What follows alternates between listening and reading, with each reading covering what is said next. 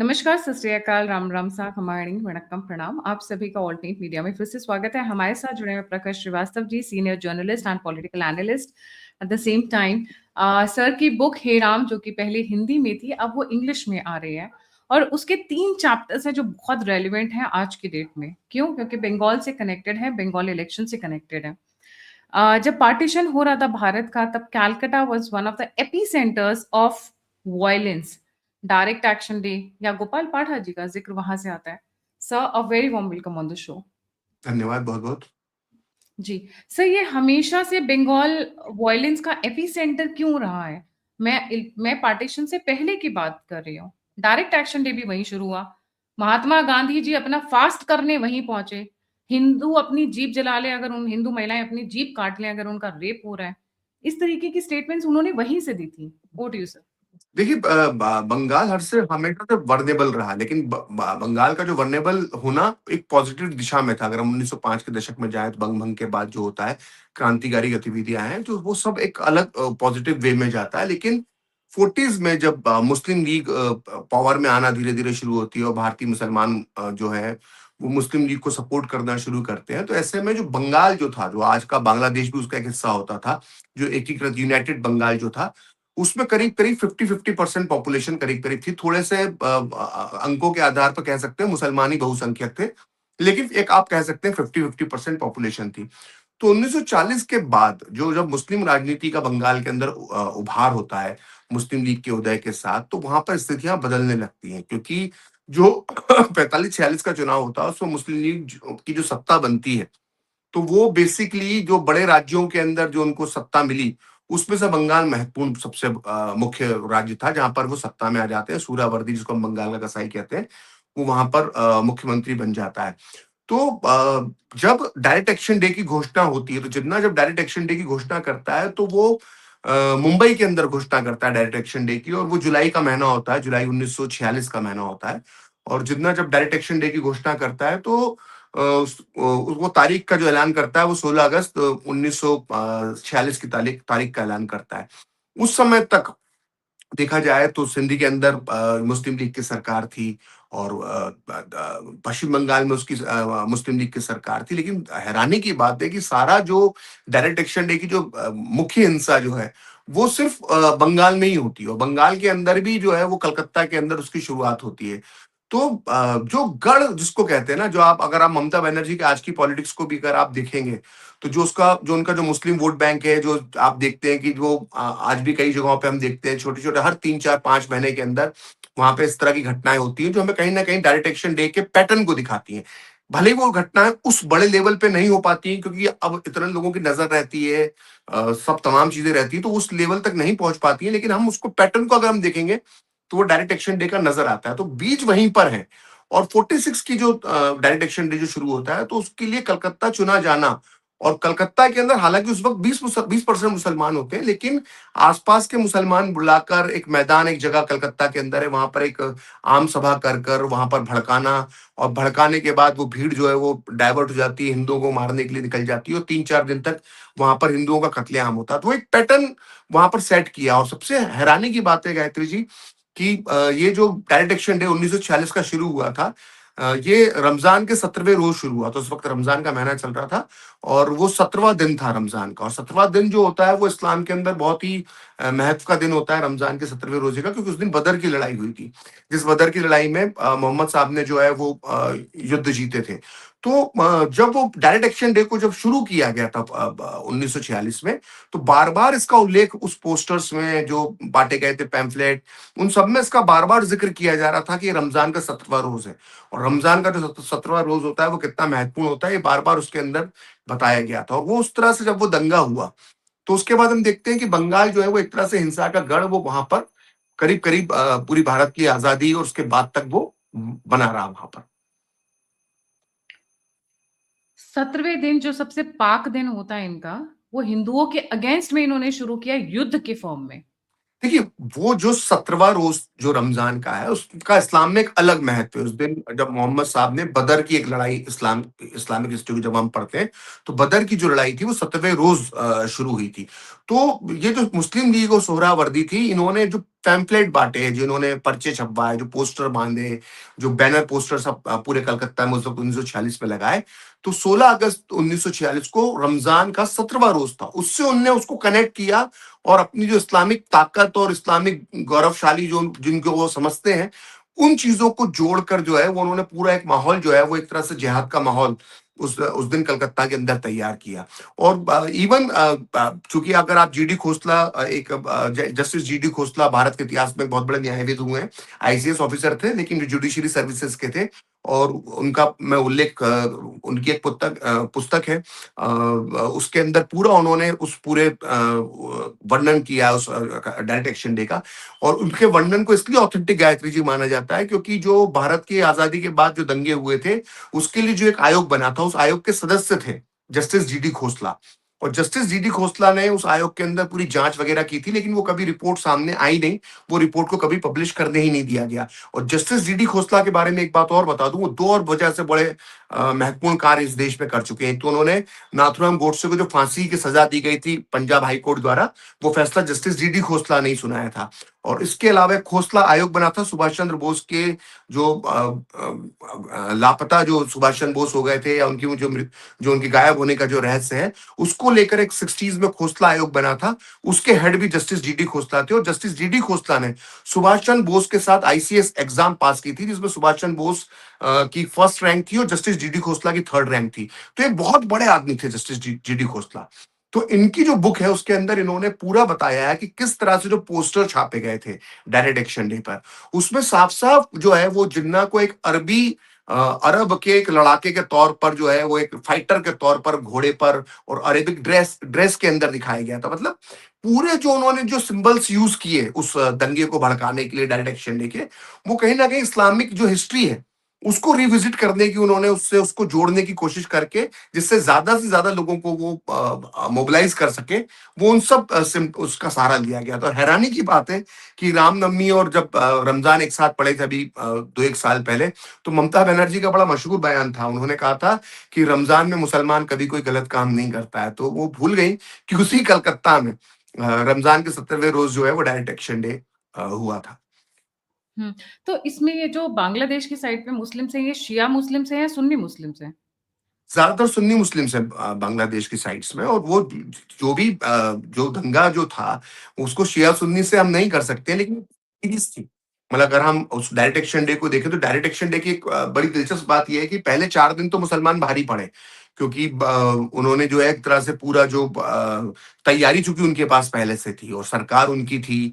Police में पूरे जो 19 पुलिस थाने उस वक्त कलकत्ता में हुआ करते थे, उनमें से 18 पे जो स्टेशन इंचार्ज थे वो मुस्लिम्स थे और एक पे एंग्लो इंडियन बैठा हुआ था। और सरकार उनकी, पूरी पुलिस उनकी, पूरे एक प्लानिंग के साथ जो है वो दंगा किया। लेकिन गोपाल पाठा जैसे जो वीर बाहुबली जो लोग थे उस वक्त, जुगल चंद्र घोष जैसे लोग, तो उन्होंने जो है वो इसको उतना हावी नहीं होने दिया मुस्लिम लीग के गुंडों को। और 4 दिन के अंदर पूरा पासा पलट गया था। मतलब 4 दिन बाद हिंदू जो है वो बराबरी से जो है मुकाबला करने लगे। तो उसकी वजह ये थी कि कलकत्ता की जो पॉपुलेशन का जो डेमोग्राफी उस वक्त की थी वो 20% मुस्लिम थी और 80%, 75% से ऊपर हिंदू थे। तो वो वहां पर मुस्लिम लीग बहुत सक्सेस नहीं हो पाई। हालांकि बड़ी तादाद के अंदर हिंदुओं का कत्लेआम किया गया, लेकिन चौथे पांचवें दिन रिकवर करना हिंदुओं ने शुरू कर दिया था और पलटवार शुरू कर दिया था। तो इसी पैटर्न को दोहराने के लिए इन्होंने जो जगह चुनी थी वो नोआखली चुनी थी, जो अभी वर्तमान में बांग्लादेश में है। तो इन्होंने नोआखली को इसलिए चुना कि नोआखली की दो वजह थी उस आगे दंगे को बढ़ाने के लिए। कि पहली वजह तो ये थी कि नोआखली का जो पॉपुलेशन जो था वो बिल्कुल जस्ट कलकत्ता से उलट था। मतलब कलकत्ता में 80-20 का रेशो था हिंदुओं के फेवर में, लेकिन नोआखली के अंदर जो रेशो था वो 80-20 मुस्लिमों के फेवर में था। मतलब 80% वहां पर मुसलमान थे, 20% हिंदू थे। और दूसरा जो भूगोल जो था नोआखली का, वो बहुत ही विचित्र किस्म का था। मतलब वो आसपास पूरा नदियों से घिरा हुआ इलाका, दलदली इलाका। मतलब वहां पर अब पहुंचना बहुत मुश्किल था, वहां नावों से ही पहुंचा जा सकता था। एक रोड थी, उस रोड को उन्होंने पहले ब्लॉक कर दिया। उसके बाद जो नाव वाले जो रास्ते थे, पानी जहां से आ सकता था, वहां पे जलकुंभियों के उन्होंने जाल बुन के उन रास्तों को भी रोक दिया गया। ऐसे करके एक टापू की तरह उसको जब नोआखली को बनाकर फिर वहां पर एक दंगा किया गया, जो कलकत्ता के डायरेक्ट एक्शन डे से भी कहीं ज्यादा खतरनाक दंगा अगर कोई था तो वो नोआखली का दंगा था, जो दिवाली के बाद शुरू हुआ था, और वो अगले साल 47 में, 1947 की मार्च तक वो दंगा चला। यहाँ तक कि गांधी भी उस दंगे को रोकने में नाकाम रहे थे पूरी तरह से। मतलब दिवाली से लेके होली तक चला था वो दंगा रफली। बिल्कुल, बिल्कुल, बिल्कुल दंगा, वो बहुत तो लंबा दंगा। और प्रखर जी, आज ये वीडियो करने के पीछे मतलब ये है कि डायरेक्ट एक्शन डे के बाद में कोई निकल कर आया, गोपाल पाठा, हुँ, जिसके नाम से इन लोगों की रूह कांप जाती थी। तो हुँ, ऐसा क्या हुआ ये ट्रांजिशन में? Because you have been following politics very closely, आप न्यूज़ भी बहुत अच्छे से कवर करते हैं। ये ट्रांजिशन हुँ। ऐसा क्यों हुआ कि भद्र लोग तक पहुँच गए? How did that transition happen? ये देखिए, जी। सबसे पहले तो मैं आपको धन्यवाद देना चाहूँगा कि आप गोपाल पाठक से जो जुड़ा हुआ आपने सवाल पूछा। जब मैं 2012-13 में गोपाल पाठक जी की बात करता था, तो लोग ऐसे अनजान मानते थे जैसे इस नाम का कोई व्यक्ति पैदा ही नहीं हुआ होगा। लेकिन अच्छा है कि अब लोग गोपाल पाठक को भी जानने लगे हैं और उनकी वीरता के किस्से चल रहे हैं। तो देखिए, गोपाल पाठा एक बंगाली भद्रलोक जब था, तो उसके अंदर जब उन्होंने देखा उनको बचाने के लिए कोई वहाँ पर मौजूद नहीं था। तो ऐसे में सामने आए गोपाल पाठा, और जुगल चंद्र घोष का नाम भी मैं यहाँ पर लेना चाहूँगा, क्योंकि दोनों का ही बराबर से योगदान था। तो इन दोनों ने मिलके जब आप अगर कभी आपको मौका मिले तो कैम्ब्रिज यूनिवर्सिटी के अंदर दोनों के ही ऑडियो इंटरव्यू मौजूद है, और वो आप कैम्ब्रिज यूनिवर्सिटी के आर्काइव के अंदर मौजूद है। तो उस इंटरव्यू के अंदर उनसे जब पूछा गया कि आप लोग अचानक कैसे इस तरह से आपने हथियार उठा लिए और किस तरह से आपने फैसला लिया? बोला, जब हमने देखा कि एक ट्रक के अंदर जैसे गुड़ की बोरियां रखी रहती हैं, ऐसे जब हिंदुओं की लाशें वहां पे पड़ी हुई थी और उनसे खून टपक रहा था, तो वो दृश्य हम देख नहीं पाए, और हमने तय कर लिया कि प्रतिकार करना ही होगा। लेकिन उन्होंने साथ में ये भी कहा कि हमने जो प्रतिकार किया, मतलब उनकी आप नैतिकता की भी यहाँ पे हमें बात करना चाहिए, कि भले ही उनको बाहुबली कहा जाता है, कई लोग उनको उस समय जो है वो अलग नजर से देखते थे, बंगाली भद्रलोक के लोग, लेकिन उनकी नैतिकता उन लोगों की इतनी थी कि उन्होंने कहा कि हमने महिलाओं और बच्चों को नहीं मारा, हमने उन मुस्लिम लीग के गुंडों को मारा जिन्होंने हिंदुओं का कत्ल किया था, जो उस दंगे के अंदर इन्वॉल्व थे। और दोनों ने मिलकर जो बैलेंस किया, वो जबरदस्त था। और यहाँ पर मैं एक बहुत महत्वपूर्ण चीज बताना चाहूंगा, जो बहुत कम लोगों को मालूम है, और वो एक मेरे रिसर्च में सामने आई, और वो गोपाल पाठा से जुड़ी हुई चीज है, कि जब 1946 का दंगा हो गया, उसके बाद नोआखली हो गया, और 1947 में जब भारत आजाद हो गया 15 अगस्त को, तो गांधी जी कलकत्ता के अंदर मौजूद थे, और कलकत्ता के अंदर वो हिंदू मुस्लिम दंगे रोकने की कोशिश कर रहे थे। लेकिन अगस्त 1947 तक आते आते, चूंकि राज्य में कांग्रेस की सरकार बन चुकी थी, मुस्लिम लीग की लीडरशिप जो है वो पाकिस्तान जा चुकी थी, सिर्फ एक सोहरावर्दी तब तक वहां पर बचा हुआ था। तो इस बार तो हिंदू बहुत भारी पड़ रहे थे अगस्त 1947 में। तो उस दौर में क्या हुआ, गांधी जी जब जहां पर रुके हुए थे हैदरी मैंशन में, वहां पर, तो उसके पास पूरा मुस्लिम इलाका था। तो वहां पर हैदरी मैंशन में के पास कुछ मुसलमान अपना ट्रॉली से गुजर रहे थे, घर छोड़कर जा रहे थे, तो एक ट्रॉली पर बम फेंका गया, उसमें 2 या 3 मुसलमान मर गए। तो गांधी जी उसको देखकर बुरी तरह से घबरा गए, और वो ठीक जो था, वो उनका जहां पे रुके हुए थे गांधी जी, हैदरी मैंशन, वो उसी बेलिया घाट, उस जगह का नाम है, उस एरिया का नाम, उस बेलिया घाट के अंदर वो गांधी जी के जहां पे रुके थे, उसके कुछ दूरी पर वो हादसा हुआ था, मतलब उस वो हमला हुआ था मुस्लिम 3 लोग 4 लोगों पे ट्रॉले पर। तो गोपाल पाठा अपने ऑडियो इंटरव्यू के अंदर बताते हैं कि मुझे गांधी जी के जो पर्सनल सेक्रेटरी थे उस वक्त, निर्मल कुमार बोस उनके पर्सनल सेक्रेटरी का काम कर रहे थे, तो निर्मल कुमार बोस ने बोले कि मुझे गांधी जी से मिलने के लिए बुलाया, बोला गांधी जी तुमसे मिलना चाहते हैं। तो गोपाल पाठा और गांधी जी की मुलाकात हुई। वो वैसी मुलाकात नहीं जो फिल्म के अंदर दिखाई गई है, वो सब बिल्कुल, उसमें कोई रिसर्च नहीं है उस मुलाकात का। तो गांधी और जब गोपाल पाठा की जब मुलाकात होती है, तो गोपाल पाठा को बताते हैं कि तुमको कुछ रक्षा करना चाहिए, इस इलाके की देखभाल करना चाहिए। तो गोपाल पाठा बोलते हैं कि मैं आपके जो कैंप है, जो हैदरी मेंशन, जो आपका कैंप जहां पे आपने बना रखा है, मैं उसकी रक्षा करूंगा, मेरे लड़के रक्षा करेंगे, लेकिन मेरी एक शर्त है कि आपको जो है वो मुझे मेरे लड़कों को स्टैंड गन रखने की परमिशन देनी पड़ेगी। और कलकत्ता में उस समय स्टैंड गन आसानी से उपलब्ध हो जाती थी, क्योंकि अमेरिकन सोल्जर्स उस समय सेकंड वर्ल्ड वॉर के समय काफी वहां पर रुके थे, और काफी हथियारों की वहां पर, अवैध हथियारों की खरीद फरोख्त होती थी। तो बोले कि मुझे स्टैंड गन लेने की परमिशन लेकर अपने लड़कों को आपके कैंप की रक्षा करने की परमिशन आपको देनी पड़ेगी। और आप, हैरानी हैरानी होगी आपको कि गांधी जी जो खुद को अपने आप को अहिंसा का पुजारी बताते हैं, उन्होंने इसकी परमिशन दी, और बाकायदा लिखित परमिशन दी। और ये बात जो है वो गोपाल पाठा ने अपने इंटरव्यू के अंदर कही। अब कोई भी व्यक्ति हम लोगों की बातचीत को सुनने वाला है कह सकता है कि भाई गोपाल पाठा ने अगर इंटरव्यू में ये बात कही कि गांधी जी ने उनको स्टैंड गन उनके लड़कों को रखकर उनके कैंप की सुरक्षा करने की अनुमति दे दी थी, तो हम क्यों भरोसा करें? हो सकता है गोपाल पाठा असत्य बोल रहे हो, झूठ बोल रहे हो। बिल्कुल, चलिए मान लेते हैं एक मिनट के लिए कि गोपाल पाठक सही नहीं बोल रहे हैं। तो ऐसे में इन लोगों को माय डेज विद गांधी एक पुस्तक पढ़ना चाहिए जो निर्मल कुमार बोस ने लिखी है। निर्मल कुमार बोस, जिनका जिक्र किया, जो गांधी जी को उस वक्त पर्सनल सेक्रेटरी हुआ करते थे। तो उन्होंने बड़ी सुंदर पुस्तक लिखी, छोटी सी पतली सी पुस्तक है, माय डेज विद गांधी। उसमें उन्होंने पूरा वर्णन किया गांधी जी के साथ जब वो पर्सनल सेक्रेटरी के तौर पर जुड़े हुए थे। तो उन्होंने भी इस घटना का वर्णन किया है। उन्होंने गोपाल पाठा का नाम नहीं लिखा है, लेकिन उसमें लिखा है कि उस इलाके का जो सबसे बड़ा बाहुबली था उसको गांधी जी ने मिलने बुलाया, मेरी उस पे मिलने के लिए गया। उसने गांधी जी से ये मांग रखी कि उसे स्टैंड गन रखने की परमिशन दी जाए। और वो लिखते हैं निर्मल कुमार बोस कि गांधी जी ने उसको स्टैंड गन रखने की परमिशन दी। तो आज जो लोग गायत्री जी गांधी जी की अहिंसा पे बहुत रिसर्च कर रहे हैं, बड़ी बड़ी बातें करते हैं, बड़े बड़े भाषण देते हैं, गांधीवादी लोग जो उनकी अहिंसा के पूरे अध्ययन कर रहे हैं इतना, मुझे लगता है उनको इस विषय पर भी अध्ययन करना चाहिए कि गांधी आखिर क्यों मुसलमानों की रक्षा के लिए एक जो बाहुबली थे उनको स्टैंड गन रखने तक की परमिशन गांधी जी ने दे दी थी। या आज के जो गांधीवादी हैं जो उनकी अहिंसा पे रिसर्च करते हैं, उनको इस बात पर भी थोड़ा सा रिसर्च करना चाहिए। तो मैं वापस अपने क्वेश्चन में आऊंगी कि उस समय पर गोपाल पाठा से लेकर जो हिंदुओं ने जो प्रतिकार की अपनी एक अपना दिखाया कि हम दबने वालों में नहीं है, आज ऐसा कैसे हो गया कि हिंदूज में बड़ा चेंज आ गया, स्पेशली कमिंग टू बंगाल? क्या ये डीएनए मिक्स हो गया? क्या वो डर गए? क्या वो बैकफुट पे चले गए? What is so wrong with the Hindus of today कि उनके देखिए। अंदर एकदम से जी। भय डर बैठ गया है? एक हाथ में माला, एक हाथ में भाला। हमारे किसी भी भगवान को उठा लीजिए, भगवान छोड़िए, हम्म। हमारी देवियों को उठा लीजिए, उन हम्म। सबके हाथ में हथियार है। कौन सी ऐसी देवी माँ है जिनके हाथ में हथियार नहीं है? सरस्वती माँ तक के हाथ में हथियार है। क्यों ऐसा हो गया है कि हिंदू देखिए। कौम मैं वो धुरंधर की लाइन में बोलूंगी, हिंदू बहुत ही डरपोक कौम है। ऐसा कैसे हो गया, स्पेशली नहीं व्हेन नहीं, इट कम्स देखिए। To west? नहीं देखिए, ऐसा नहीं कि बंगाल के अंदर ये सब हिंदू डरपोक है या हिंदू वहां पे डरना शुरू कर दिया, ऐसा मैं स्वीकार नहीं करता हूँ। स्थितियां ऐसी बन गई कि आपके अंदर जब आपके साथ जो बुरा होता है उसको जब भुला दिया जाता है तो वो कहीं ना कहीं जो है वो गड़बड़ बहुत सारी चीजें हो जाती है। देखिए, थोड़ा सा हमें इतिहास में जाना पड़ेगा। भारत का जब बंटवारा होता है तो भारत का बंटवारा दो सीमाओं पर होता है। एक सीमा जो आपकी पश्चिमी भारत, पश्चिमी उत्तर भारत, जहाँ पे पंजाब और ये आपका पूरा ये हिस्सा बंटवारा हुआ और यहाँ पर जो हिंसा हुई वो हमने उसका जिक्र हम पाते हैं। और एक बंटवारा जो हुआ वो पूर्वी पाकिस्तान, वर्तमान बांग्लादेश वाली सीमा पर एक बंटवारा हुआ।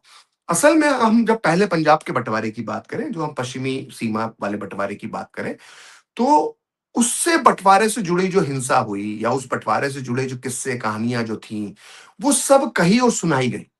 क्योंकि जब वहां से पंजाबी आए या सिख आए, हिंदू पंजाबी आए, सिंधी आए, तो अपने साथ ये पूरे किस्से लेकर आए कि क्या क्या इनके ऊपर गुजरी है।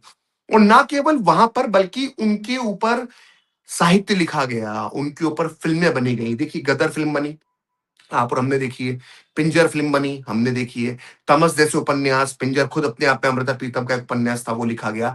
तो उस तरफ जो भी हिंसा हुई, मारकाट हुई, उस पर साहित्य लिखा गया, फिल्में बनी, लोगों के किस्से जीवित रहे। लेकिन कभी आपने बंगाल में जो हिंसा हुई या जो पूर्वी पाकिस्तान से जो हिंसा होने के बाद जो हिंदू आए थे, उनसे जुड़ी किस्से कहानियां, साहित्य, पिक्चर्स, कोई भी नाटक, बंगाल के लोग तो बहुत लिटरेचर में आ गए हैं ना, किसी ने क्यों नहीं लिखा? आपने कभी कोई बंगाली साहित्य के अंदर पार्टीशन से रिलेटेड कोई कोई बहुत बड़ा, कोई महाश्वेता देवी का कोई बहुत बड़ा नॉवेल पढ़ा आपने? असल में नहीं। क्या हुआ कि जैसे ही वहां पर जो जो भी हुआ, उसी के साथ साथ एक पैरेलल विचारधारा भी बंगाल के अंदर पनपना शुरू हो गई थी। और वो विचारधारा जो थी, वो विचारधारा विदेशी विचारधारा, राष्ट्रवाद के खिलाफ सोच रखने वाली विचारधारा, जिसको कह सकते हैं एंटी नेशनल विचारधारा, जिसको आप और हम सब अ, वामपंथ के तौर पर जानते हैं, कम्युनिज्म के तौर पर जानते हैं, जो पूरे पिछले 100 साल से पूरी दुनिया की मानवता के लिए सबसे बड़ा खतरा रही है।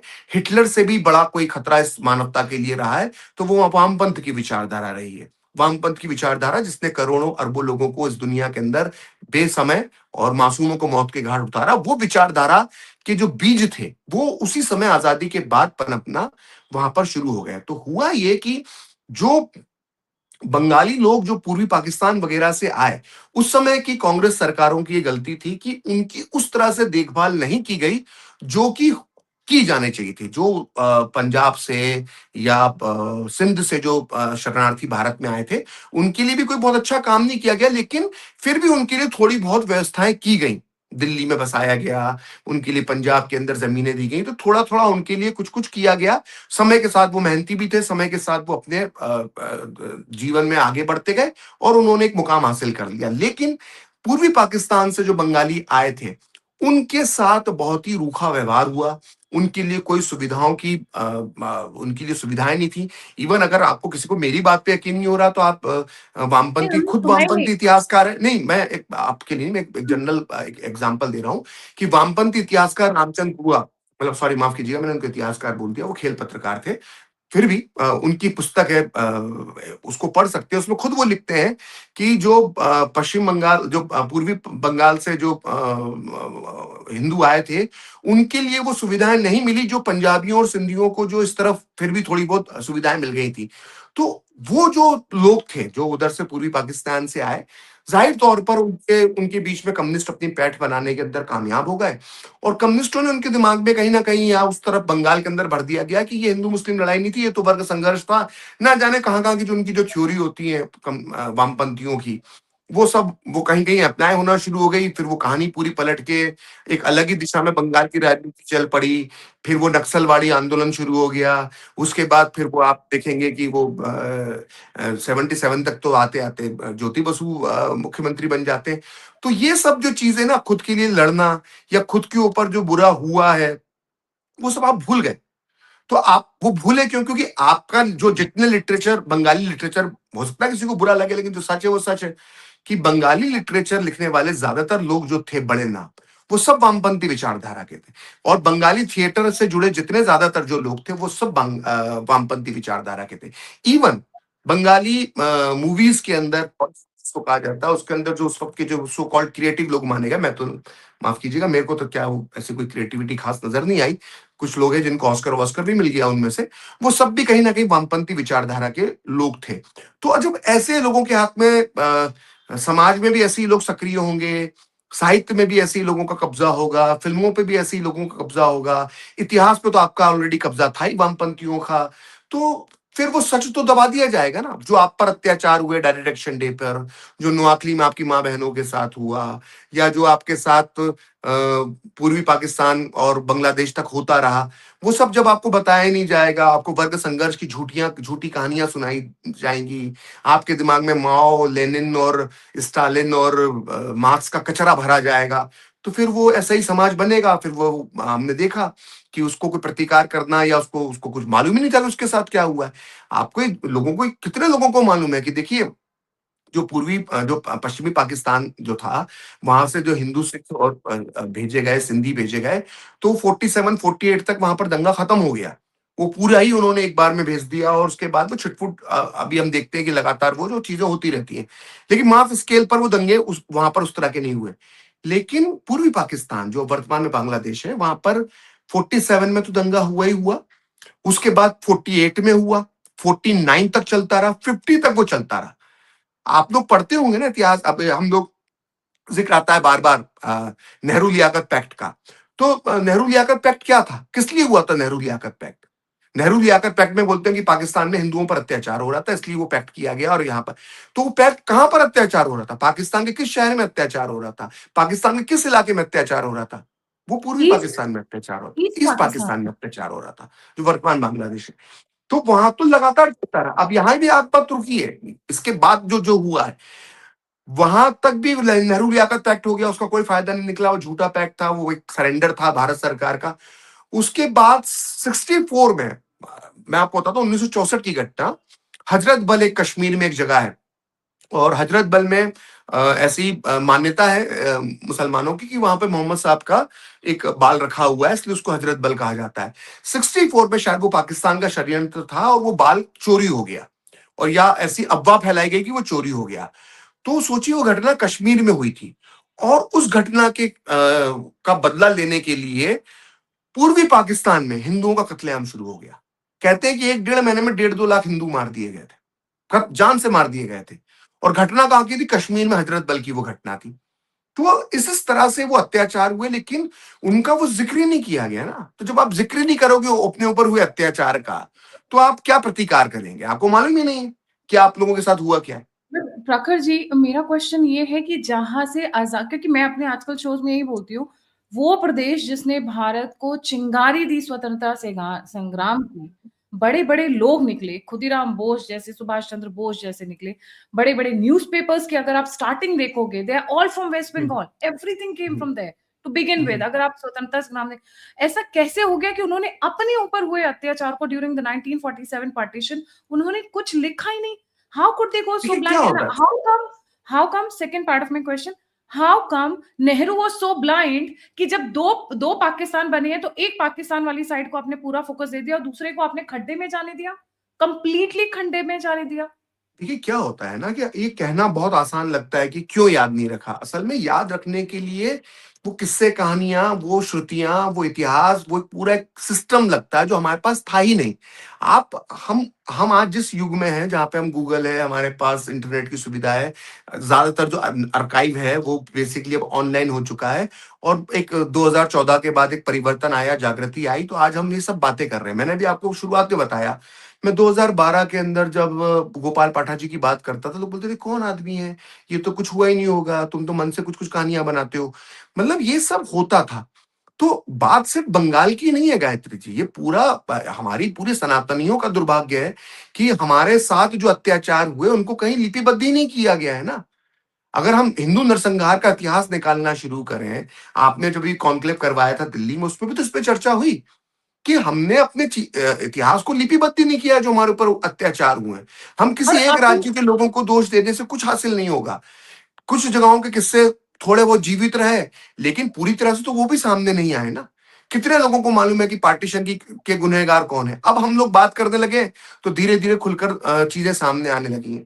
तो इसके लिए लोगों को दोष देने से कहीं ज्यादा महत्वपूर्ण है कि हम जो गलतियां जो हमारी पूर्ववर्ती सरकारों ने करी है, जिन्होंने इस इतिहास को सामने इसलिए नहीं आने दिया गया क्योंकि इससे उनका ऐसा मानना था कि सो कॉल्ड नफरत फैलेगी, इसलिए हम ये सब छुपा लो, इसको मिट्टी के अंदर दबा के रख लो। लेकिन उनको ये नहीं मानता कि इसकी जो दुर्गंध है वो और ज्यादा परेशान करने वाली होगी। और देर सवेर वो इतिहास, देखिए इतिहास वो होता है जो बिल्कुल 360 डिग्री वापस लौट कर आता है, उसको आप दबा नहीं सकते। और इतिहास को अगर आप समय के साथ बता देंगे तो वो एक हीलिंग की तरह भी काम करता है आपको, और आदमी मूव ऑन करने के अंदर मदद करता है। लेकिन वो हमारे जो आजादी के बाद जिस तरह की सरकारें बनी, उन्होंने यही काम किया, इतिहास को दबाया।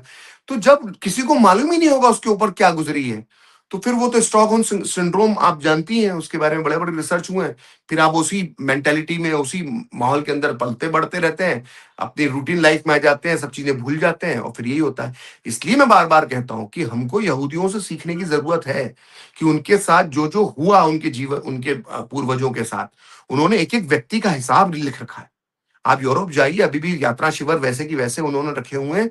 कोई भी यहूदी युवक जा सकता है, पूछ सकता है कि मेरे दादा परदादा का रिकॉर्ड क्या है, वो सब बता देंगे कि ये इस जेल में कैद तो थे, इनका हमारे नंबर यहाँ ये अभी था। क्यों सर, प्रखर सर, आप और मैं बहुत लोगों से कनेक्टेड हैं पर्सनली, आप भी जानते हैं कि हम लोग हिंदू जीनोसाइड म्यूजियम्स की भी बात कर रहे हैं।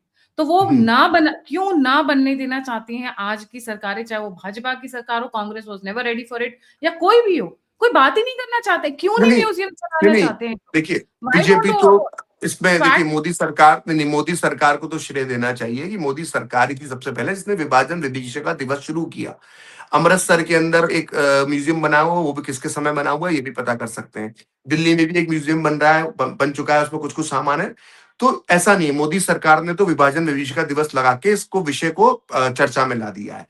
अब जहां की पूर्ववर्ती सरकारों की बात है, ये क्यों नहीं चाहते हैं? देखिए क्या होगा कि जब आप विभाजन की बात करेंगे तो पहले आदमी पूछेगा कि भाई, जब आप बताएंगे कि विभाजन की विभीषिका क्या थी, अगर आप कोई उस समय वो लोग करते, तो एक छोटा बच्चा ये पूछेगा, अच्छा इस पूरे विभाजन पार्टीशन के दौरान 30 लाख लोग मर गए। हम एक पकड़ लेते हैं आंकड़ा, कुछ लोग कहते हैं 10, कुछ 20, कुछ 30, कुछ 40 तक बताते हैं, हम 30 लाख पकड़ लेते हैं। तो कोई बच्चा ये पूछेगा, जब आप उसको पढ़ाएंगे विभाजन के बारे में, तो बताएगा, कोई बताएगा उसको कि 30 लाख लोग मर गए इसमें। तो वो पूछेगा ये 30 लाख लोग क्यों मर गए? तो बताया जाएगा विभाजन की वजह से मर गए। तो वो बच्चा पूछेगा कि ये विभाजन क्या था? तो बताया जाएगा कि विभाजन ऐसा था। फिर वो ये भी पूछेगा कि भाई ये विभाजन करवाने वाले कौन थे? इसके गुनहगार कौन थे? इसके दोषी कौन थे? बस यही सवाल जो है ना, यही सवाल जो है वो कांग्रेस को एक हॉन्टेड जिसको क्वेश्चन कहते हैं ना, ये वो है उसके लिए। ये वो भूत है कांग्रेस के लिए ना, विभाजन के गुनहगार, जिसका जवाब किसी कांग्रेसी के पास नहीं है। ये जितने बड़ी-बड़ी मूर्तियाँ भारत में लगी हुई है ना, जिनमें से सब आधों से उतारे। ज़्यादा को भारत रत्न मिल चुके हैं। ये जो सड़कों के नाम, ये स्टेडियम के नाम, ये बड़े-बड़ी यूनिवर्सिटियों के नाम, और मैं 1, 2, 3 की बात नहीं कर रहा हूँ। मैं कांग्रेस के सिर्फ 20-25 नेताओं की बात कर रहा हूँ जिनको भारत रत्न मिले। ये सब विभाजन के दोषी हैं। और जब इन सबके नाम सामने आएँगे ना, तो ये बुत गिरा दिए जाएँगे। ये सारे बुत गिरा दिए जाएँगे। तो इसलिए मैं कहता हूँ कि ये इसलिए विभाजन के ऊपर जो है मिट्टी डाल के रखना चाहते हैं। वो विभाजन की जो त्रासदी है, उसकी जो कहानियाँ हैं, उसकी जो सच्चाइयाँ हैं, उसका जो दर्द है, उस पर ये मिट्टी डाल के रखना चाहते हैं। क्योंकि ये जब भी देखें, आप अभी भी देखिए, अभी भी मैं 2-3 एग्ज़ाम्पल दिए मैंने आपको, मैं उसको अपनी बात को कॉन्ट्रडिक्ट कर रहा हूँ। तमस, तमस को पढ़ लीजिए, लिखने वाले भीष्म साहनी थे। भीष्म साहनी घनघोर कॉमरेड थे, कम्युनिस्ट थे भीष्म साहनी। मतलब ठीक है, उसमें कुछ भी छुपा हुआ नहीं है। उनके बड़े भाई थे बलराज साहनी, वो भी घनघोर कम्युनिस्ट आदमी थे, नेहरू के कहने पे चलते थे। दोनों भाई कम्युनिस्ट थे। तो तमस आप पढ़ लीजिए। तमस में ऐसा दिखाया गया कि बँटवारे में जो हिंसा हुई दोनों तरफ से हो रही थी, दोनों ज़िम्मेदार थे। भैया दोनों ज़िम्मेदार नहीं थे। बँटवारे के लिए सिर्फ भारत का मुसलमान ज़िम्मेदार था, हिंदू और सिख ज़िम्मेदार नहीं थे। वही आप पिंजर पढ़ लीजिए अमृता प्रीतम की, वो भी कम्युनिस्ट विचारधारा की थी। मुझे उसमें भी तो उनने सिर्फ थोड़ा-सा मैंने उसको, उर्मिला मातोंडकर ने वो मूवी की है, हाँ, वो मैंने मूवी उनको बनी है देखा। उसपे, तो उसको आप देख लीजिए, उसमें आपको वही दिखाई देगा। गदर के आप अंदर वो भी कहानी मूवी कहते-कहते जो है गंगा-जमनी तहज़ीब डाल दी गई बीच में। तो बेसिकली जो विभाजन का जो नंगा सच है ना, जो पार्टीशन होना क्यों हुआ उसका नंगा सच, और हिंसा जो हुई उसका नंगा सच, जब तक आप बिना मिलावट के नहीं बताएंगे, जब तक उसमें गंगा जमुना की जो है वो आप सॉस डालते रहेंगे, उसकी आप जो है उसके ऊपर गंगा जमुना तहजीब उसमें घुसेड़ते रहेंगे विभाजन की कहानी में, तो असली सच कभी सामने नहीं आएगा। तो जब ये सच सामने आएगा तो आदमी को अपने आप मालूम पड़ जाएगा, जो यहूदी बच्चा समझता है, क्योंकि उसको ये मालूम है कि क्या उसके पूर्वजों के साथ हुआ है सेकेंड वर्ल्ड वॉर में, या उसके पहले भी क्या हुआ है, इसलिए उसको इसराइल की कीमत मालूम है। तो जब तक आपको ये विभाजन की त्रासदियां नहीं मालूम होगी, या हिंदू जेनोसाइड आपको नहीं मालूम होगा, या आपको मुगलों के समय हुआ हिंदुओं पर अत्याचार, में से विभाजन की बात नहीं कर रहा, या उसके पहले दिल्ली सल्तनत में हुआ उनका अत्याचार, मैं तो कहता हूं मोहम्मद बिन कासिम से लेकर अभी तक जितने हिंदू जेनोसाइड हो गए, जब तक इनका सच भारतीय बच्चों को नहीं मालूम होगा, आने वाली पीढ़ी को नहीं मालूम होगा, तब तक वो इस भारत माता जो हमारी जन्मभूमि है, उसकी जो असली अनमोल विरासत है, उसकी वैल्यू ही नहीं समझ सकते वो लोग, कि ये कितनी मुश्किल से, हमको कितना आसानी से हम अपने यहाँ त्योहार मना रहे हैं, हम अपने जीवन जी रहे हैं। हम ये भूल जाते हैं बार-बार कि वो कितने महान लोग रहे होंगे जिन्होंने इतने अत्याचार सहने के बाद भी, मैं बहुत सामान्य और आम बोलचाल में बोल रहा हूँ, जिन्होंने तलवार के डर से सलवार नहीं पहना। जिन्होंने तलवार के डर से सलवार नहीं पहना, ऐसे महान हमारे पूर्वज थे, जिनकी वजह से आज हम अपनी आज़ादी के साथ अपने वार त्योहार मना पा रहे हैं। इसलिए मैं बार-बार कहता हूँ, हर मंच पर कहता हूँ कि जब श्राद्ध पक्ष होता है, तो एक पितृमोक्ष अमावस्या आती है, जिसमें हम अपने भूले-बिसरे पुरखों को याद करते हैं। उस वक़्त हमें हर उस सनातनी के लिए पिंडदान करना चाहिए, या श्राद्ध करना चाहिए, जिसने जिज़्या कर देने के बाद भी अपना सनातन धर्म नहीं छोड़ा। जिसने तलवार के डर से भी सनातन धर्म नहीं छोड़ा। जिसने अपनी पूजा पद्धति को कुछ समय के लिए रोक दिया क्योंकि उसके ऊपर अत्याचार हो रहे थे, मंदिर उसके तोड़ दिए गए, लेकिन फिर भी वो सनातन धर्म उसने नहीं छोड़ा। उन लोगों के सम्मान में हमको पितृमोक्ष अमावस्या के दिन उनका भी तर्पण करना चाहिए। जी, मैं तो ये बहुत ज़रूरी है। अपने ऊपर हुए अत्याचारों को जो भूल जाते हैं, फिर उनका हश्र वही होता है जिसका ज़िक्र आप कर रही थी। और वो लोग दोषी नहीं होते, जो भूल जाते हैं। उन्हें भुलाया जाता है। एक सिस्टम के द्वारा भुलाया जाता है, जो वो किया ना गया है इसके अंदर। गुडी-गुडी, लवी-लवी बातें करके, अरे वो तो यही हुआ। समय का था। आपने देखा भाग मिल्खा भाग में, वो समय हुँ, का था जब वो वापस अपने गाँव जाते हैं जस्ट बिफोर द फाइनल उड़ान, और वहाँ पे हुँ, उनको वो हुँ, पुराना दोस्त मिलता है। अगर लोग हुँ, नहीं पढ़ सकते हैं बुक्स, क्योंकि सर ने पिंजर का नाम लिया और मैं वो मूवी तब देखी जब I was very young, I think वो मूवी तब रिलीज़ ही हुई थी एंड बाय चांस हुँ। मैंने गलती से देख ली। I would request you to please go, आपके घर में अगर 10 साल का बच्चा भी है तो उसको भी वो मूवी दिखाइए, डिस्पाइट द फैक्ट कि उसमें भी व्हाइट वॉश बहुत अच्छे से किया गया है नहीं, सर। बाइकोस तो है ही। देखिए क्योंकि ये मैंने वो मूवी तब देखी जबकि मैं एक सेंट्रल में आती थी, ना मैं राइट थी ना मैं लेफ्ट थी, पर मेरा हुँ, मैच्योरिटी लेवल नहीं बना था आइडियोलॉजी का। पर वो मूवी जब आप देखते हैं तो अगर आपके रोंगटे खड़े ना हो जाए तो मेरा नाम बदल देना, please go and watch that movie. Definitely थोड़ा बहुत व्हाइट वॉश उसमें हुआ है, पिंजर मूवी का नाम ले रही हूँ, and उर्मिला पिंजर में तो मातोंडकर। बहुत वाइट वॉश हुआ है, लेकिन बहुत वाइट वॉश है पिंजर उर्मिला में। गर्म हवा मातोंडकर। देख लीजिए, गर्म हवा से बड़ा एक बहुत बड़ी वही देखिए, वही आ गया बलराज साहनी का नाम, वो कॉमरेड बलराज साहनी का नाम, उसके अंदर बलराज साहनी थे। गर्म हवा करके एक बड़ी क्लासिक मूवी मानी जाती है 70s की। मतलब वो इतना बड़ा झूठ है, मतलब उसके अंदर दिखाया गया है कि मुसलमान को जबरदस्ती जो है पाकिस्तान भेजा जा रहा है पार्टीशन के बाद, और मुसलमान ने तो पाकिस्तान बनाया नहीं था। अरे साला, पूरा पाकिस्तान बनाने वाले भारत का मुसलमान था। ये लखनऊ, ये इलाहाबाद, ये प्रयाग, ये काशी, ये अलीगढ़, ये तो गढ़ थे मुसलमानों के, दिक्कत ये है ना, पाकिस्तान वो बनाने पूरा वालों पूरा के। बॉलीवुड पे लेकिन इनका ही कब्जा था ना। हाँ, वो ऐसा दिखाया गया कि भाई गर्म हवा तो मतलब इससे बड़ा झूठ का पुलिंदा कोई है, वो भारत के अंदर नहीं बनी। उसको क्लासिक माना जाता है उस मूवी अब को। मैं आपको तो आपके ही पॉइंट से लेकर आ रही हूँ, वापस इधर ही लेकर आ रही हूँ। सबने जी। पंजाब की साइड का दिखा दिया, आपने कहा वेस्ट बंगाल का किसी ने दिखाया नहीं, राइट? हम्म। वही चीज ममता बनर्जी करती है by suppressing the entertainment industry and the media. और तभी वो कितना भी गंद मचाती रही हो पिछले 15 साल से, जब से वो पावर में है, तब उनकी गंद बाहर नहीं आई till the time the social media actually hit her badly like other India alliances. जी। तो देखिए, ये जो चीजें हैं ना, ये देखिए अब जो भी होगा वो आने वाले नतीजे में मालूम पड़ जाएगा कि क्या स्थिति और क्या नहीं है। देखिए, जब आदमी जब सर्वाइवल की लड़ाई लड़ रहा होता है, जो उस हॉस्टाइल कंडीशन में रहता है, उसकी स्थिति वही आदमी जानता है। ठीक है, मतलब अपनी पीड़ा अपने वही जो जानता है, जो वहां पर रह रहा है। आज हम यहाँ पर बैठ के बात कर रहे हैं, वो अलग स्थिति है। देखिए क्या हुआ 2021 के चुनाव के बाद, सुंदरबन जैसे कई इलाके थे, यहाँ पे ऐसी घेराबंदी कर दी गई थी कि 10-10 दिन तक लोगों के पास राशन नहीं पहुंचा, जिन्होंने बीजेपी को वोट दिए थे। और कैसे-कैसे करके उनकी जान बची है, ये कहानियाँ अब सामने आ रही हैं। 2021 के जो लोगों के ऊपर जो गुज़री हैं, जो अत्याचार हुए हैं। तो ये सब जब होता है, तो वही तो बीजेपी के नेता ऑफ द रिकॉर्ड भी है। जब उनसे बात करो कि भाई आप बंगाल का बैटल कैसे जीतोगे, जब हम लोग एज़ अ जर्नलिस्ट हम बीजेपी के नेताओं से बात करते हैं, तो सबसे पहली बात जो वो कहते हैं बीजेपी के नेता, वो ये कहते हैं कि जिस दिन हमने बंगाल में लोगों का डर मिटा दिया, उस दिन ममता बनर्जी गईं। तो बेसिकली डर है वहां पर, जो भी है कि जो कहानियां सामने नहीं आती, जो किस्से सामने नहीं आते, आदमी सर्वाइवल की लड़ाई लड़ रहा है, घिरा हुआ है। आप जाइए मालदा जैसे इलाकों के अंदर, मैं तो रह मालदा जा चुका हूं, मैंने पूरा देखा हुआ है वहां का इलाका किस तरह का है। तो जिस तरह की हॉस्टाइल कंडीशंस है उसमें बाहर आप और हम जहां पर रह रहे हैं वहां पर बैठ के बातें बोल सकते हैं, लेकिन एक वहां पे एक अलग तरह की कंडीशन बन जाती है।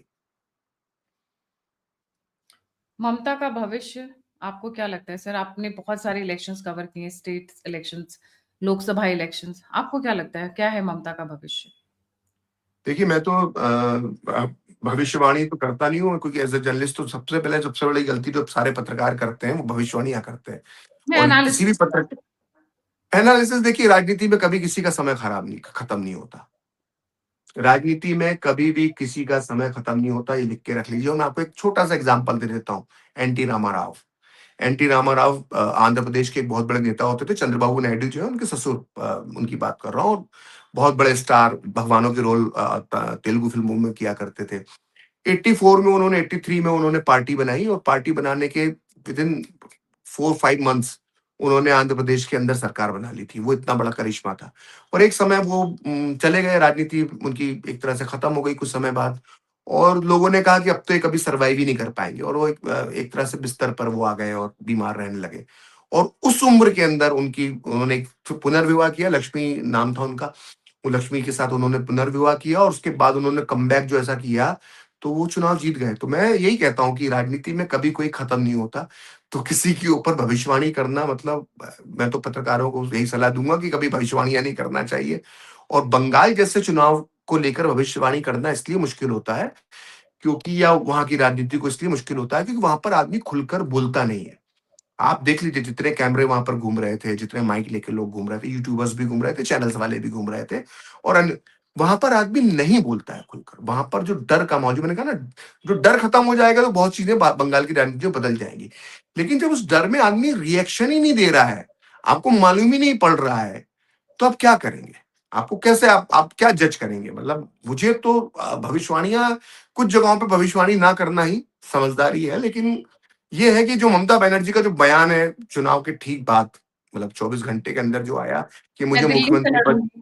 नहीं, मुझे मुख्यमंत्री पद की चाहत नहीं है। ये बहुत कुछ कह रहा है, मतलब ये कह रहा है कि हाँ, मतलब मामला फंसा हुआ है बुरी तरह से, मतलब इतना सब और आसान मैं नहीं दिल्ली है। से बीजेपी को हटाऊंगी, मतलब अपना सीट तो वो कुछ मालूम भी है। हो, लेकिन उसका मूल मंत्र यही था कि मुझे मुख्यमंत्री पद की कोई लालसा नहीं है। तो इसी इसी के अंदर बहुत सारी चीजें छिपी हुई हैं। एक चीज मैं और पूछना चाहूंगी, और मैंने इसीलिए आज ये सेशन रखा था, डायरेक्ट एक्शन डे से लेके अभी तक। अगर ममता बनर्जी हार जाती हैं, अगर, मैं वर्ड के साथ स्टार्ट कर रही हूँ, क्योंकि 24 के इलेक्शन से मैंने यही सीखा है कि do not take anything for granted till the time the results are announced. अगर ममता बनर्जी हार जाती हैं, तो इस बार प्रतिकार हिंदुओं की तरफ से शुरू होगा, क्योंकि टीएमसी वालों ने बहुत ज्यादा पिछले 3 जो भी इलेक्शंस हुए, चाहे टीएमसी वाले या फिर उससे पहले कहूँ कि कम्युनिस्ट थे ये लोग, तो ये सारे के सारे, तो इस बार शायद पलट कर वार आएगा हिंदुओं की नहीं, तरफ। मुझे नहीं लगता कि ऐसा होगा, और ऐसा होना भी चाहिए, क्योंकि क्या होता है कि जब इस तरह का आप करते हैं ना, तो उससे सामने वाली पार्टी जो लोग होते हैं वो सहानुभूति, आप सिंपैथी कार्ड खेलना शुरू कर देते हैं। तो मुझे तो क्या होगा क्या नहीं होगा मैं नहीं बता सकता, लेकिन हाँ, मैं ये बता सकता हूँ कि ममता बनर्जी एक फाइटर राजनीतिज्ञ है। एज ए जर्नलिस्ट मैं आपको बता रहा हूँ। कोई डाउट नहीं है, इसमें कोई डाउट नहीं है, शी इज तो बीन जिस ब्रेव, तरह से वेरी उन्होंने ब्रेव। कम्युनिस्टों की सरकार को पीछे हटाया, वो किसी और के बस का नहीं था। और जिस तरह के फाइटर किस्म की एक पॉलिटिशियन रही है, इसमें तो कोई शक नहीं है। तो अगर वो हार भी जाएंगी तो उनको एकदम उनका करियर का दी एंड मान लेना, द एंड मान लेना, ये मुझे इसको लेकर मुझे तो संशय है कि नहीं, वो जब तक वो चाहेंगी भारतीय राजनीति में वो प्रासंगिक बनी रहेंगी। हार जीत अपनी जगह पर है, वो सब है। क्योंकि जब वो बहुत कम उम्र की थी, 32-33 साल की थी, युवक कांग्रेस की प्रदेश इकाई की अध्यक्ष हुआ करती थी, तब भी वो प्रासंगिक थी भारत की राजनीति में। तब भी वो नरसिम्हा राव से टकराती थी, जब कितनी उम्र रही होगी उनकी उस वक्त। तो वो फाइटर है, वो लड़ना जानती है, लेकिन ये है कि वो उनका तरीका जो है वो किसी भी सनातनी को या किसी भी जो उनकी मुस्लिम तुष्टिकरण का राजनीति उनके दिमाग में इस कदर हावी हो चुकी है कि मतलब इस वक्त तो मेरे को लगता है कि उनने सारे रिकॉर्ड तोड़ दिए। मतलब उनने जो मुस्लिम तुष्टिकरण किया है, मतलब जिस इंतहा से जाके किया है वो तो मतलब मुझे नहीं लगता कि भारत के इतिहास में 2-3-4 ऐसे नेता होंगे जिसने इस लेवल पे गिरकर, मैं बोल रहा हूँ गिरकर, जो मुस्लिम तुष्टिकरण किया। एक होता है कि स्टैंडर्ड बना के मुस्लिम तुष्टिकरण करना, एक होता है निचले स्तर पर गिरकर मुस्लिम तुष्टिकरण करने वाली वो नेता साबित हुई है। लेकिन दूसरा पहलू ये भी है कि वो फाइटर रही अपने समय में, लेकिन जब वो राजनीति में आई तो बस उनको वही वोट बैंक नजर और आया और उन्होंने उस पर काम ये भी किया। एक रिसर्च का मैटर है ना, और प्रॉब्ली इस पे भी कभी बुक लिखी जाएगी कि how come Mamata Banerjee from crying in parliament कि मेरे प्रदेश में बांग्लादेशी घुस रहे हैं, then she made a pact with the devils, right? वो जो ट्रांजिशन, वो भी एक रिसर्च का मैटर है कि इतना मैं बड़ा तो ट्रांजिशन। जब मेरे शो में मेरी इच्छा होती है, जब इस तरह का विषय आता है, मैं वो वीडियो जरूर दिखाता हूँ। लोग बोलते हैं मैं किसी एक दो लोगों ने बोला मुझे, बोले अरे हमें 4 बार दिखा चुके हो। मैंने कि 4 नहीं, ये 40 बार दिखाऊंगा मैं। ये जो शी कागज मेड अ फेंके थे पैक्ट ना with Mamata the Banerjee, devil, मतलब ये इतना इतना खतरनाक का बड़ा मैटर है। ड्रास्टिक, मतलब भले खुद को नहीं मालूम कि आप किसी चीज समय इसी बात का विरोध, इवन आप छोड़िए ना, वो कागज फेंकने वाली घटना आप याद करती हैं। ममता बनर्जी अपनी पार्टी का जो सबसे बड़ा दिन होता है शहीद दिवस मनाती हैं, है ना, जिस दिन सबसे बड़ी सालाना रैली होती है, वो अपनी स्थापना दिवस के दिन रैली नहीं करती हैं। उनकी पार्टी का एक शहीद दिवस होता है। उस शहीद दिवस के अंदर सबसे बड़ी रैली उनकी पूरे पश्चिम बंगाल के अंदर अलग अलग शहरों के अंदर होती है। वो शहीद दिवस मालूम क्या है? ममता बनर्जी जब युवक कांग्रेस के अध्यक्ष हुआ करती थी 90s में, तो इसी घुसपैठियों के नाम जब वोटर लिस्ट के अंदर थे, इसी का विरोध करने के लिए उनने राइटर्स बिल्डिंग, जो जहाँ का मुख्यालय जो सचिवालय है बंगाल का, राइटर्स बिल्डिंग की तरफ मार्च किया। उस मार्च पर उस समय कम्युनिस्ट पार्टी की सरकार थी, उसने फायरिंग खोल दी ममता बनर्जी की युवा कांग्रेस के कार्यकर्ताओं में। तो अगर मैं अभी इस वक्त शायद गलत ना हो तो शायद 19 कांग्रेस के जो कार्यकर्ता थे, उस समय टीएमसी का गठन तो हुआ ही नहीं था, तो 19 जो टीएमसी के माफ कीजिएगा, कांग्रेस के युवक कांग्रेस के जो कार्यकर्ता थे, वो 19 लोग बेचारे, वो युवा मारे गए थे। तो उसकी याद में ममता बनर्जी आज तक अपनी पार्टी का जो सबसे बड़ा दिन मनाती है, साल का जो सबसे बड़ा दिन होता है, वो शहीद दिवस के तौर पर वो उन 19 युवाओं की याद में, अपने साथियों की याद में मनाती है, जिन्होंने इन्हीं बांग्लादेशी घुसपैठियों के खिलाफ आंदोलन किया था, और उसी आंदोलन में जो है वो बंगाल पुलिस ने फायरिंग खोल दी थी। मुझे लगता है वो इसलिए वो याद मनाती है, वो लेके घूम रही हैं। कि ममता वो, ने ममता की शहीदी सेलिब्रेट कर ली, उसके बाद जो आई वो पॉलिटिशियन हाँ, ममता थी, मतलब ये नॉट बहुत द। अजीब बात है। अब जैसे मुझे वही लगता है, मतलब मुझे भारतीय राजनीति की कुछ चीजें जो मुझे कभी समझ में नहीं आई, जैसे मुझे एक बार याद है, जब मैं करियर में नई शुरुआत में था, तो मैंने एनसीपी को 2 फाड़ होते हुए देखा था। तो एनसीपी का गठन क्यों हुआ था? एनसीपी जो बनी थी, वो एनसीपी का गठन हुआ था सोनिया गांधी के विदेशी मूल के मुद्दे पर। शरद पवार ने कहा और पीएस संगमा ने कहा और तारिक अनवर ने कहा कि भैया ये विदेशी मूल की महिला है, हम इनको अपना नेता नहीं मान सकते, इस आधार पे एनसीपी का गठन हुआ है, तो फैक्ट है ना। फिर मैंने 2004 में एज ए रिपोर्टर उस इवेंट को कवर किया जो शरद पवार के घर पे हुई थी, जिसके अंदर पीएस संगमा और शरद पवार अलग अलग हो गए थे।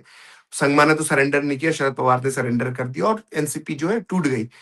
तो मुझे सोच के लगता था, मैं उस वक्त भी सोचता था और आज 2026 में भी चीज सोचता हूं मैं, कि जिस पार्टी का बेस ये था कि मैं सोनिया गांधी विदेशी मूल की हैं, उसको आपने 5-6 साल में उस पार्टी को आपने डिसॉल्व कर दिया और मतलब उस पार्टी का 2 फाड़ भी कर दिए।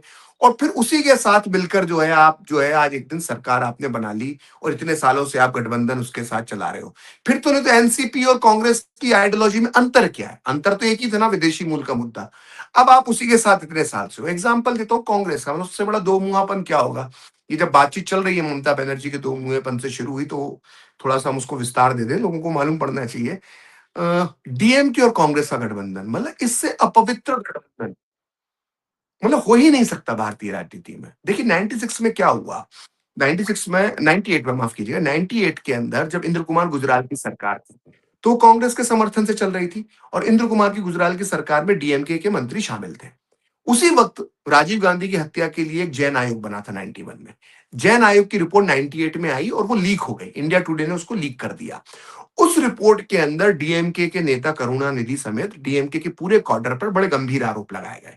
ये आरोप लगाया गया कि राजीव गांधी की हत्या में मतलब एक तरह से वो इशारे दिए गए कि इनको हत्या की जानकारी थी, इनका नैतिक समर्थन हत्यारों को था, But there ये are थे वो नैतिक समर्थन। lot of even पूरा foreigners. सबने बोले पूरा डीएमके का हाथ। पूरा डीएमके ने उसका, डीएमके का उसके अंदर नाम आता है जैन आयोग की रिपोर्ट में। सोनिया गांधी ने जिद पकड़ ली उस समय कि भैया सीताराम केसरी अध्यक्ष होते, लेकिन सोनिया गांधी ने प्रेशर डाला सीताराम केसरी के थ्रू और कहा कि गुजराल सरकार से, गुजराल प्रधानमंत्री थे, कि आपको ये डीएमके के लोगों को मंत्रिमंडल से हटाना पड़ेगा, अदरवाइज हम समर्थन वापस ले लेंगे। तो ऑलरेडी एक देवेगौड़ा की सरकार गिरी चुकी थी, इनका दिमाग खराब था। गुजराल गुजराल ने कहा मैं नहीं हटाऊंगा, आपको समर्थन वापस लेना है तो ले लीजिए। तो सोनिया गांधी ने के दबाव में कांग्रेस ने समर्थन वापस ले लिया गुजराल सरकार से और देश में मध्यावधि मिड टर्म इलेक्शन थोप दिए। क्यों? क्योंकि डीएमके का हाथ वो मानते थे राजीव गांधी की हत्या में। ठीक है, आपने देश पर चुनाव थोप दिए, ठीक है, अच्छी बात है, आपको लगता था आपने अच्छा डिसीजन लिया। आपके नेता की अगर हत्या में आपको जरा भी शक है तो बिल्कुल मैं उस फैसले का सम्मान करता हूं, लेकिन बाद में आपने उसी डीएमके से हाथ मिला लिया। अभी मतलब भी तो उनके पास। ये जो गंदगी है। और उसके बाद जब करुणानिधि मरते हैं तो सोनिया गांधी का जो स्टेटमेंट आता है वो कहते हैं कि मेरे फादर फिगर थे। तो भाई आपने देश पे चुनाव थोप दिए, आपने उसको समर्थन तो सरकार गिरा दी। तो आई स्टिल थिंक इट कि चुनाव थोप दिए इज सेकेंडरी थिंग। आपके हस्बैंड को उस पार्टी ने मारा। हाँ, एक नहीं मैं महिला ये नहीं होने कहता के मारा, लेकिन नाते शक। अब देखिए, अब इस पे दूसरा सब। एक इस अब इसको गायत्री हम ऐसी दो महिला मुंहेपन को और एक्सट्रीम लेवल पे ले जाते हैं। अब इस हम दो मुंहेपन को एक एक्सट्रीम लेवल पे ले जाते हैं। गांधी जी मरे 1948 में। हम्म। 1948 में गोडसे ने गांधी को मारा। ये आज तक चीखते हैं 2026 में कि गांधी जी को मारने वाला गोडसे हिंदुत्ववादी विचारधारा का था। ठीक है, ये बोलते हैं। भैया तुम राजीव गांधी की हत्या को मारने वाला जिस विचारधारा का था, उस विचारधारा के साथ तुम मिलकर सरकार चला रहे हो कि नहीं चला रहे हो? डीएमके के लिए मतलब कैंपेन गांधी के करके राहुल हत्यारे की गांधी जी विचारधारा गए। हिंदुत्व थी, इसके आधार पर आप आरएसएस को गाली बको, इसको आप जिसको वीर सावरकर को गाली बको, इसके आधार पर आप बीजेपी को गाली बको कि गांधी के हत्यारा जो था गोडसे, उसकी विचारधारा हिंदुत्व थी। अच्छा, तो राजीव गांधी के हत्यारे की विचारधारा, प्रभाकरन की विचारधारा, शिवरासन की विचारधारा, वो मानव बम धनु की विचारधारा, उस विचारधारा का समर्थन कौन करता था? उस विचारधारा का समर्थन डीएमके करती रही ना। उसी डीएमके ने उन्हीं हत्यारों को, नलनी वगैरह को रिहा कर दिया ना। आपसे बोलते नहीं बनी भाई साहब।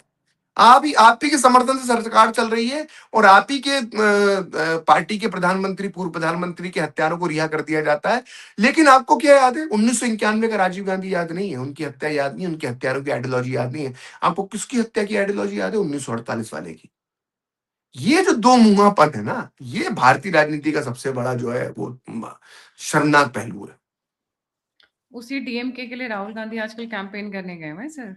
जहाँ से भी वो वीडियो दिया था वेस्ट बंगाल वाला कि ममता बनर्जी ने मिस हाँ, गवर्नेंस किया है। अब वो एक जगह पे प्रियंका गांधी का बयान आया या सोनिया गांधी कहती हैं कि भाई हमने राजीव गांधी के हत्यारों को माफ कर दिया। राहुल गांधी भी एक बार बेअंत तो सिंह के गोडसे लिए को कह क्यों चुके नहीं हैं। कर पाए? आई नहीं एम बाय नहीं दैट। ठीक है भाई, मैं आपका पर्सनल मामला, आपका क्या है, आप मैंने उससे मतलब नहीं है। आप कोई नहीं होते किसी को माफ करने वाले। पहली बात, आप राजीव गांधी के बेटे हो सकते हैं, लेकिन राजीव गांधी, मैं जिस देश से आता हूं उस देश के पूर्व प्रधानमंत्री थे।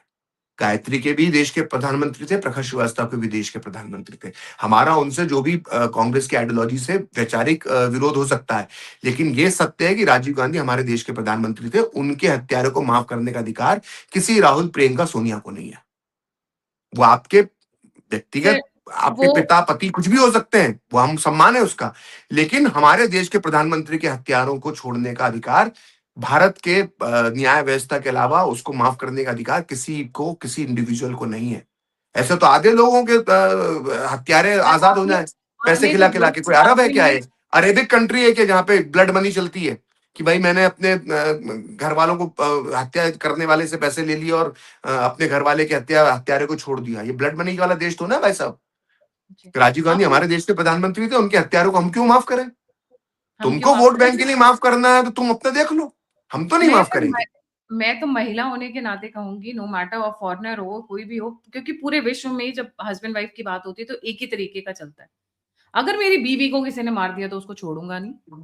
अगर मेरे पति को किसी ने हाथ लगा दिया तो मैं उसको मैं मार नहीं सकूं, वेंजेंस नहीं ले सकूं, बदला नहीं ले सकूं, पर माफ नहीं करूंगी। ये हर महिला कहती है, बड़ी अनलेस बड़ी एंड बात अनटिल है। वो is a part of the सबसे बड़ी कॉन्स्पिरेसी, बात है जो अनलेस एंड बात अनटिल। बात बात राजनीति की जब आती है ना, तो ये राजनीति मतलब ये दो मुंहापन है। मतलब ठीक है, मैं आपको तब तक कुछ नहीं बोलता अगर मान लीजिए आपको ये लगा चलो एक समय बाद आप जन आयोग की रिपोर्ट चले गई, सब हो गया, आपने हाथ मिला लिया। लेकिन यही फॉर्मूले पे को आधार बनाकर आप जो है बीजेपी, आरएसएस और वीर सावरकर को उल्टा सीधा बोलते हो, गोडसे को आधार बनाकर। लेकिन इसी प्रभाकरण और इसी शिवरासन को आधार बनाकर आप है ना डीएमके से दूरी नहीं बनाते हो, उनसे तो हाथ मिला लेते हो। और गोडसे के नाम पे अभी भी जो है रोज आप राहुल गांधी का कर लो, ये गोडसे की पार्टी नहीं है, मैं गोडसे वाला नहीं हूं, मैं ये नहीं हूं। कब तक गोडसे और की चिता पर और महात्मा गांधी की चिता पर राजनीति की रोटियां सेकते रहोगे? और अपने पिता की चिता भूल जाओ, उसका जिक्र ही मत करो। मूर्ख है क्या? हमें नहीं, हम हमें हमारी आंख, भैया गांधी जी की हत्या हुई थी तब तो हम नहीं थे। 91 की हत्या हुई, हम लोग मैं तो पूरी मेमोरी है उस समय की, स्कूल में पढ़ते थे हम कैसे राजीव गांधी की हत्या हुई थी, हमको तो सब मालूम है। और क्या क्या उस वक्त अखबारों में छपता था, द हिंदू में, हमको वो भी मालूम है। किस किस के ऊपर शक्की हुई थी, हमको ये भी मालूम है। और कांग्रेस के लोगों ने डीएमके के दफ्तरों पे उस दिन, अगले दिन 21 मई 1991 की रात 10 साढ़े 10 बजे राजीव गांधी जी की हत्या हुई थी। अगले दिन कांग्रेस ने डीएमके के दफ्तरों पे हमले किए तमिलनाडु में कांग्रेस कार्यकर्ताओं ने। तब तो कांग्रेस थोड़ी सी तमिलनाडु में पावरफुल भी होती थी। हमको नहीं मालूम है क्या? हमने नहीं पढ़ रखे क्या उस समय के बयान कांग्रेस नेताओं के, कि जी के मूपनार और चिदम्बरम और सारे लोग डीएमके के लिए क्या बोलते थे राजीव गांधी की हत्या के बाद? मतलब ये हिपोक्रेसी की, जिसको कहते हैं ना, प्रचंड सीमा है ये तो ममता की गायत्री। हिपोक्रेसी पे एक एक तो रिसर्च बनती है सर किसी समय पे, जब भी कि how did she make a pact with the devils. I would love to read that and I would, by the way उनके ऊपर एक बुक है and I would request my viewers, PDF form में है बिकॉज़ ममता बनर्जी ने ban की हुई है, the goddess who failed. Actually मुझे टाइटल बड़ा एप्ट लगा, या हम्म, फिर द फेल्ड गॉडेस ऐसी करके है। आई हम्म, टू कोई अगर पढ़ता है मेरे व्यूअर्स में तो उसकी मुझे समरी जरूर भेजिएगा। I would like to know कि भी ये मैडम का पैक्ट कैसे हुआ डेविल्स के साथ। That is something I would always be curious about. How did she make a 180-degree turn in her perception about the things? Thank you so much, sir, for joining. जाने से पहले सभी viewers से request है, please don't forget to like, subscribe and share the alternate media. अगर आप मेरी सहायता या मदद करना चाहते हैं तो दिए हुए नंबर और यूपीआई पे आप मुझे कंट्रीब्यूट कर सकते हैं। आप मुझसे जुड़ना चाहते हैं, इन्फॉर्मेशन शेयर करना चाहते हैं तो सभी के सभी लिंक्स डिस्क्रिप्शन बॉक्स में। इसी के साथ thank you so much sir for such a wonderful session. जय हिंद, जय थैंक श्री यू, राम, बहुत बहुत हर हर। धन्यवाद। जय श्री राम। Thank you.